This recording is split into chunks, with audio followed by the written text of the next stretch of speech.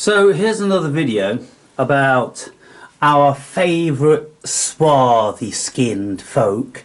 You know, those that the leftist plebs were welcoming to our nations. Well, this is what they are like. This is what they have been like for thousands of years. And so any of you which are dog lovers, you might just want to pay attention to this and see how you feel. And if your blood doesn't boil, well, you're not human. What's the deal with Islam and dogs? If you've been paying any attention, surely you've come to suspect that Muslims simply don't like what is otherwise known as man's best friend. I've already written about this phenomena over the years, article links in the description, but just in case you don't know about what I'm talking about, here are a few news clippings. In May 2025, just a few days ago, the Muslim owner of a dog rescue shelter in the UK called Save a Paw was arrested after the remains of 37 dead dogs were found at his premises. Apparently, his scam was to take in the pets of owners who could no longer keep them on the promise that he would rehome them for a fee. In January 2025, dogs were reported as being slaughtered all throughout the streets of Morocco, with an estimated 3 million set to be exterminated as part of that Muslim nation's preparations to host the 2030 World Cup.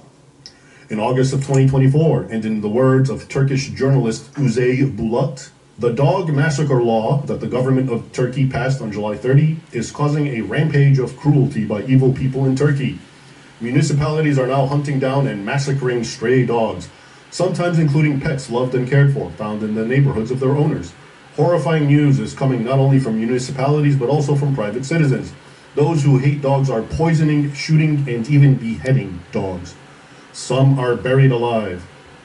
In November 2022, and in the words of another local journalist, the mayor of Hebron, a Palestinian city, offered 20 shekels to anyone who kills a dog in his city.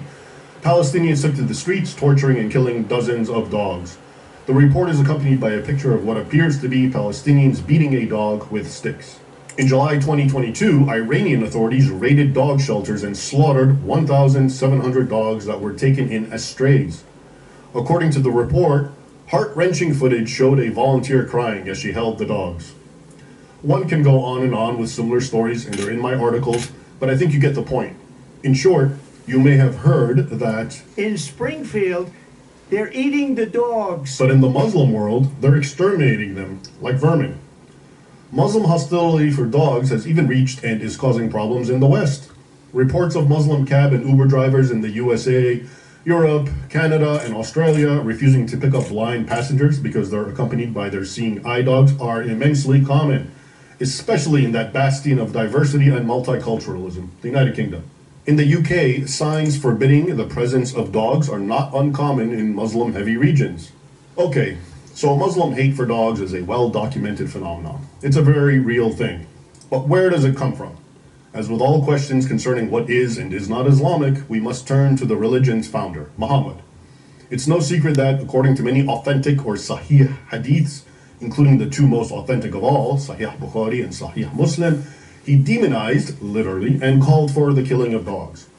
In the words of Sahih Muslim number 1572, quote, Allah's messenger ordered us to kill dogs, and we carried out this order so thoroughly that we even killed the dog accompanying a woman from the desert. He means the guard dog of an elderly widow. After this dog genocide went on for some time, and mind you, this is before gunpowder, meaning the Prophet's followers zealously killed all these dogs with knives, stones, through strangulation, drowning, etc. After a while, Muhammad revised his command and limited the killings to just black dogs. What? The Sahih Muslim hadith continues, quote, Then Allah's messenger forbade their killing, and he said, You should kill the jet black dog with 2 spots above the eyes, for it is a devil. So far, so good. At least now we know where all the modern-day Muslim hostility for dogs comes from, the Muslim Prophet. Now, what's interesting, however, is if we put on our detective hats and piece together all the reasons as to why Muhammad hated dogs. I direct your attention to Exhibit A, another Sahih hadith. According to it, Gabriel, the angel, made an appointment with Muhammad. The angel said he'd visit Muhammad very late at a specific night. Muhammad waited and waited, but Gabriel never showed up, leaving the messenger of Allah most frustrated. The canonical hadith, narrated by one of Muhammad's wives, Aisha, is also found in Sahih Muslim. depending on the version, either number 2104 or 5244. And it goes as follows. Keep in mind, Aisha is narrating, quote, Gabriel made an appointment to meet the messenger of Allah, but the hour came and he did not arrive. The Prophet had a staff in his hand and he threw it down out of frustration and said, Allah and his messengers do not break their promises.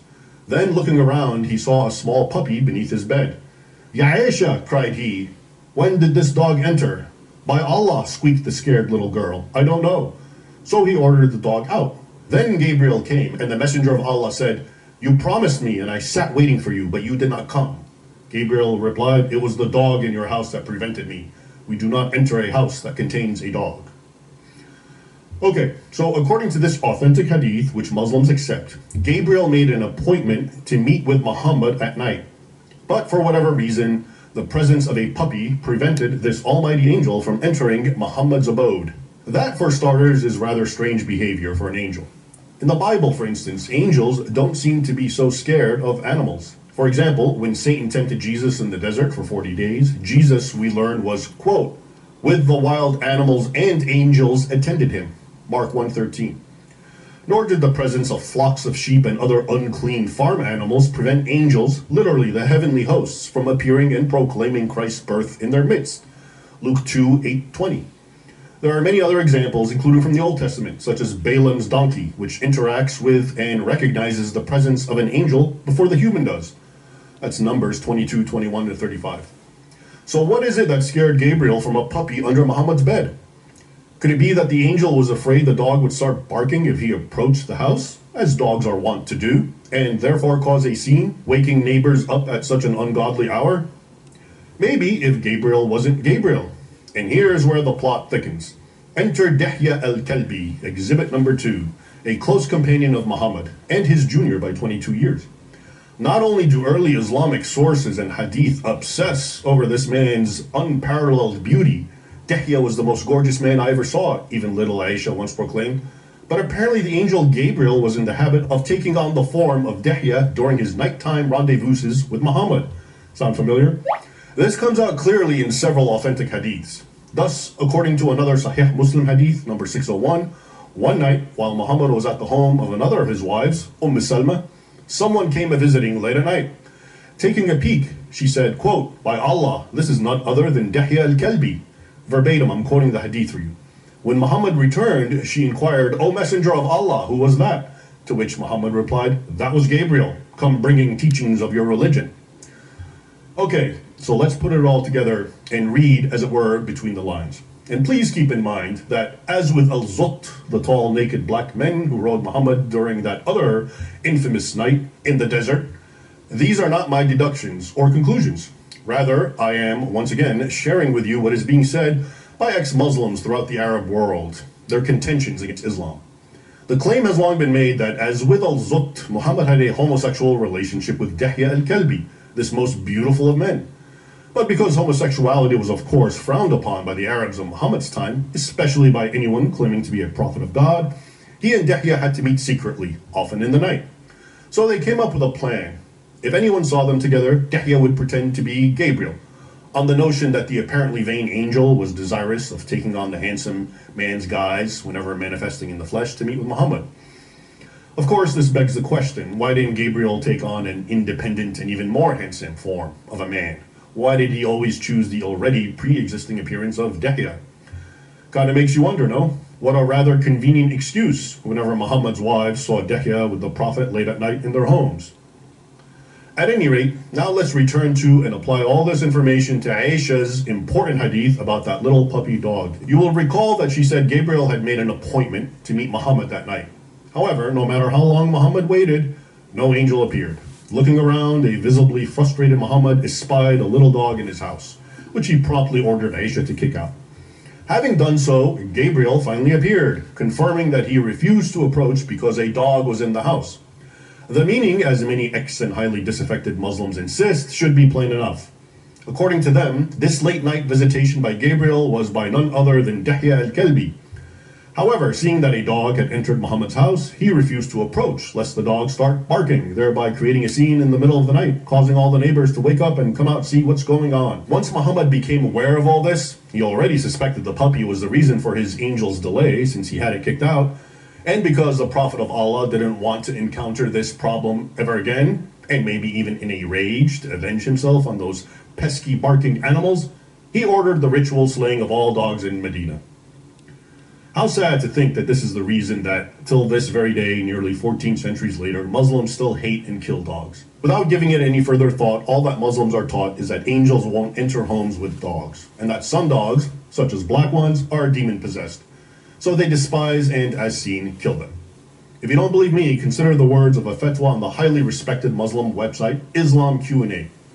It concludes by saying, quote, "We must ensure that Muslims continue to be averse to dogs, even in the midst of what the non-Muslims are used to doing, and what some Muslims have adopted of their habits. And Allah knows best." In other words, Muslims living in the West might assimilate and ease their stance towards dogs, and, heaven forbid, even start liking them. No, he's saying, this fatwa, we must make sure they remain averse to dogs. Perhaps the saddest point of all is that because topics like this are politically incorrect and cannot be acknowledged in the West remains complicit in the abuse of dogs. According to a report titled, quote, "U.S. spends millions to train bomb-sniffing dogs gifted to Arab countries that abuse them. Many of the nations that the U.S. gifts these highly trained dogs, which include Bahrain, Lebanon, Egypt, Indonesia, Morocco, and Syria, have well-documented records of abusing and killing dogs like vermin." Before closing, I would be remiss if I did not point out that there is yet another interpretation behind Muhammad's animus for dogs, an even older and more diabolical one. According to this rendition, Gabriel was indeed an angel, but a fallen angel, a demon, if not Satan himself. Hence why he feared and hated dogs, who, according to many world traditions, including if not especially Christian traditions, are known to see and bark at evil spirits lurking in the night. Therefore he, Satan, possessed his minion, Muhammad, into killing and teaching Muslims to kill man's best friend. The fact that Dihya al-Kalbi's last name, which signifies his tribe, literally means the dog, in a twisted way almost validates this interpretation. Anyway, now you know where Muslim animosity for dogs comes from. So this channel is Raymond Ibrahim, this particular channel. But there's other channels of this sort of stuff, and what we got here, Muslim community reacts as Governor Abbott signs law, what, that we allow dogs. Anyway, people, if your blood is boiling, then you have to be very mindful of what you put in the comments. But if I was to think of doing something really bad, I'd think about it in relation to these people. I don't like them. I don't like any of them. I don't like anything they stand for. I don't like how they look, how they speak. It's not hate speech. I'm just speaking about my preferences. And if you feel the same, you can just put asterisk, asterisk, asterisk, and I'll know what you mean. And we'll all know what you mean.